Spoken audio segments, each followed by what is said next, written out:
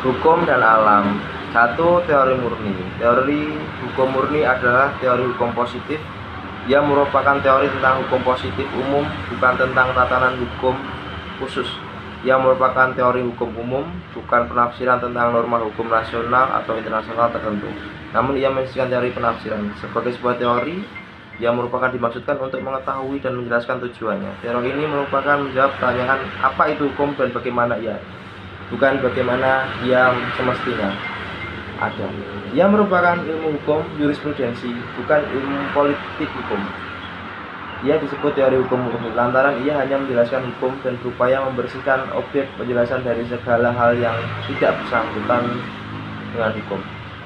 Yang menjadi tujuannya adalah membersihkan ilmu hukum dari unsur-unsur asing. Inilah landasan metodologis dari teori itu. Pendekatan semacam itu menampaknya merupakan hal yang sudah selayaknya. Namun dari tinjauan sekilas terhadap ilmu hukum tradisional yang berkembang pada abad ke-19 dan 20 dapat diketahui dengan jelas betapa ia sudah begitu jauh dari dalil kemurnian. Secara tidak kritis, ilmu hukum telah bercampur aduk dengan unsur-unsur psikologi, sosiologi, etika, dan teori politik.